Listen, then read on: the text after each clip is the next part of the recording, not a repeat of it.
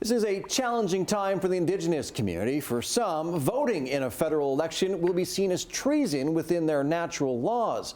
For others, there are too many implications for their community's rights not to vote.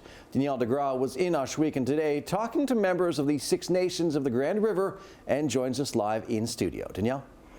Thanks, Adam. From speaking to members of the community, there are two sides to this. Natural law within the reserve would see voting in the federal election as disregarding their own sovereignty. Other people we spoke to said it's time to make a compromise.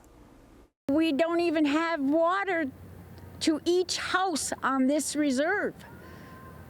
You know, we don't even have that.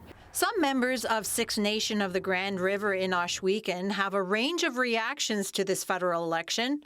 It doesn't matter if it's the Liberal, Conservative, the NDP, or the Green Party.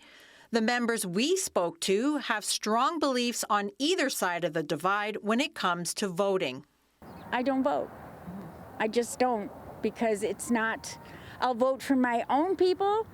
I'll do what I can here, but when it comes to off the reserve, they don't give a crap about us. If you're Indigenous, this is one of those times that we need to kind of make the compromise, because there's some really real implications for our rights, for our human rights, that affect everybody. One Indigenous leader says there's a reason why members would choose to vote. Choosing to vote, I feel there's a lot of coercion to go out and vote, and a lot of guilting, a lot of shaming about not voting, especially from majority non-Indigenous population. For some of our laws, our natural laws and our communal laws, it actually equates that to treason for us. Some members resent the fact no federal candidates have come to their community or spent enough time addressing reconciliation. None of the candidates running are speaking about it. None of them. And like, we're the biggest reserve in Canada.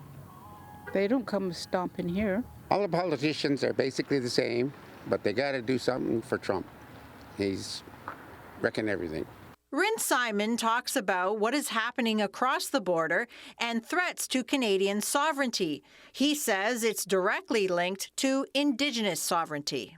I have to maybe chuckle or smirk a bit, because Canadians are, I think for the first time in a long time, feeling what we felt for a long time as First Nations people.